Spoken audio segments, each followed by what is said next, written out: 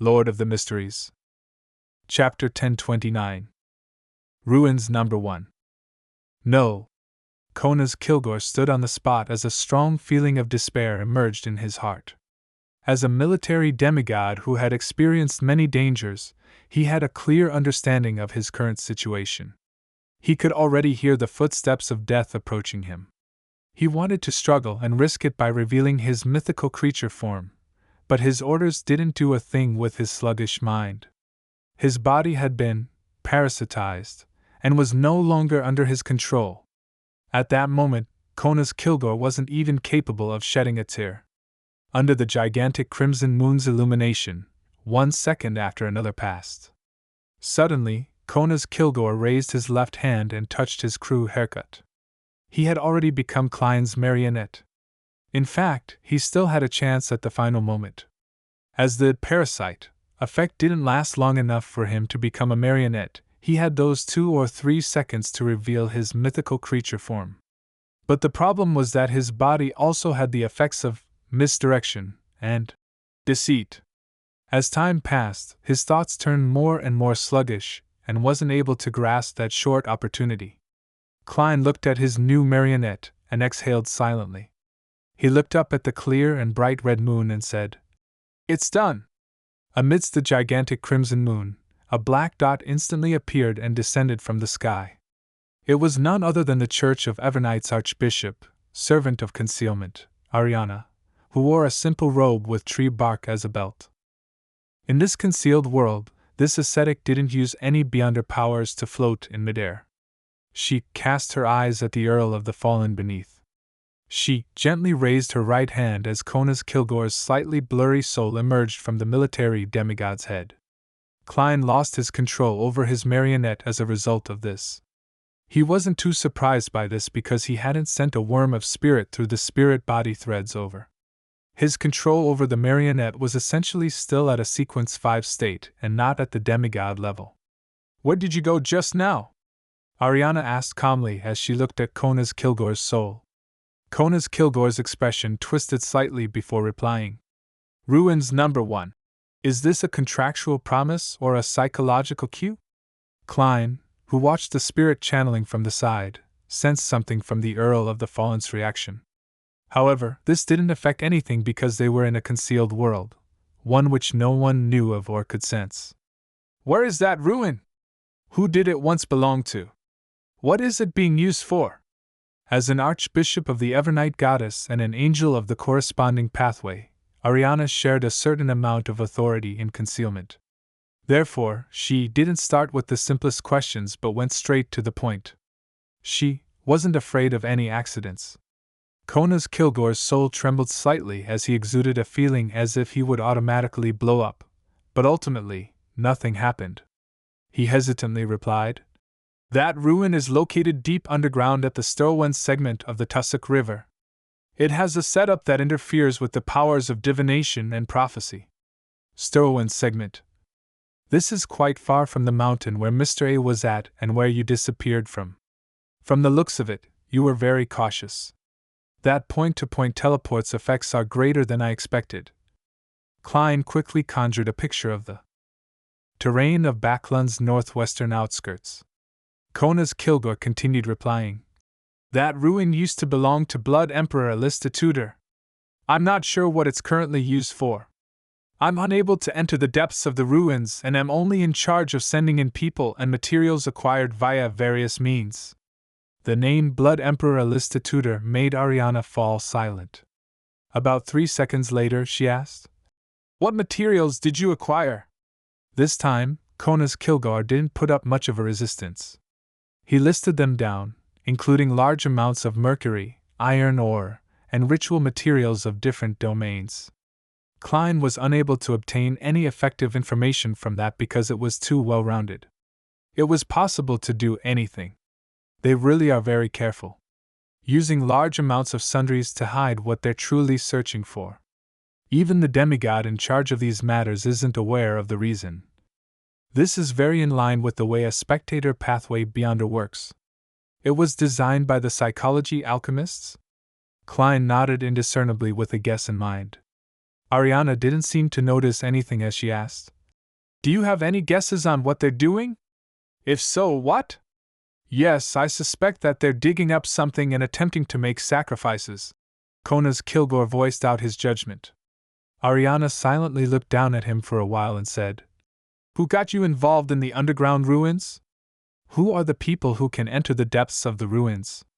Kona's Kilgore struggled once again, but there were no anomalies. He said hesitantly, I received His Majesty's orders. I was able to become a demigod because he provided me with the formulas, ingredients, and the opportunity.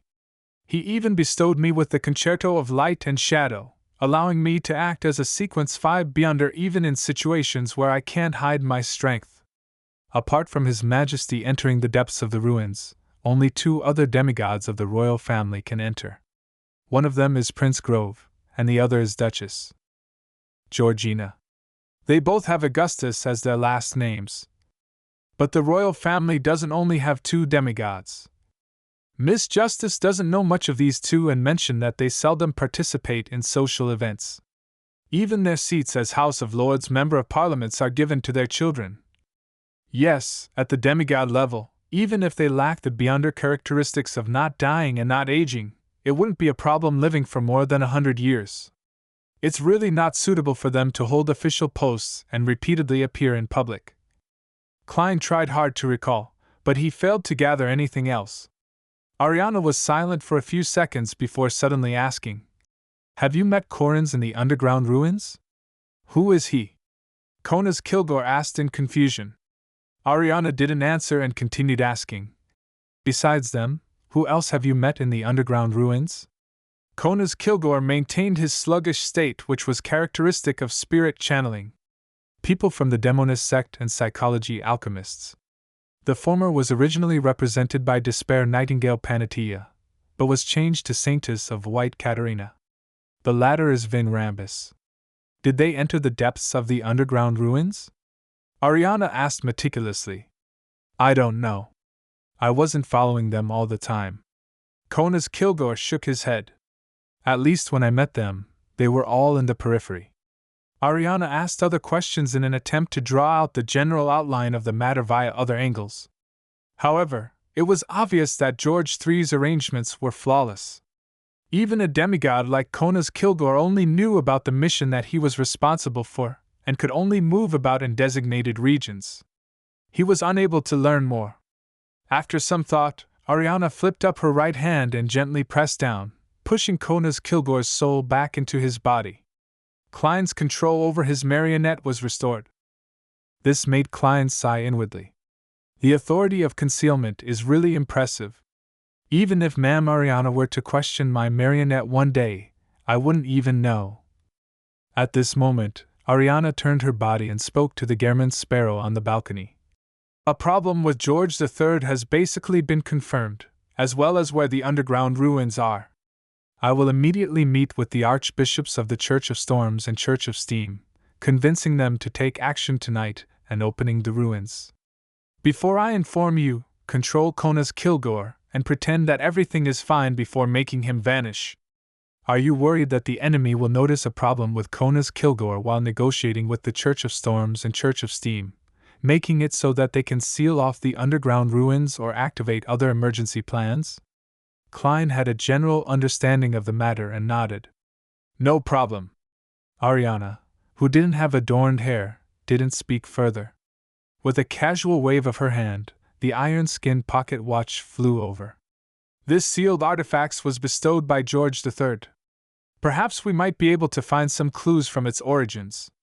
Does that mean you're taking it away? Klein replied without any objection. I'll leave it to you. He really didn't have any complaints about that, and he even believed that it was only right. After all, half of the battle's success was due to Ariana's contribution with the concealed world and blessing him with misfortune. In the event that she didn't take the concerto of light and shadow, Klein would mention it. When it came to matters like this, he was always just. And the concerto of light and shadow was the spoils of war that he didn't want the most. This was because it was at complete odds with his combat style as a bizarro sorcerer. The random anomalies would affect him, and the weakening effect was something worse than the enemy. If Klein's spoils of war from this matter was the pocket watch, then he had considered tricking, no, promoting it to the snake of fate will Septon. Only a life school of thought demigod who relied on luck to survive could commandeer the concerto of light and shadow.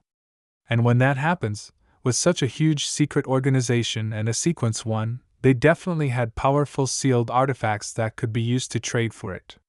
Upon receiving his reply, Ariana gently nodded. She then threw the iron-skin pocket watch back at Kona's Kilgore, making the Earl of the Fallen look no different from before. Her figure vanished as though it had been erased by an eraser. Even the pitch-black world with the gigantic crimson moon hanging in the sky, the steeple, and chimneys were quickly wiped away. In the blink of an eye, everything returned to normal. Klein was inside the master bedroom, and Kona's Kilgore was in a guest room tens of meters away. Clenched tightly in his hand was Reeve's shout of despair. Then, this Brigadier General of MI9 used disorder to place the revolver back into his underarm holster and pick up the mager wine he had previously poured out and took a sip.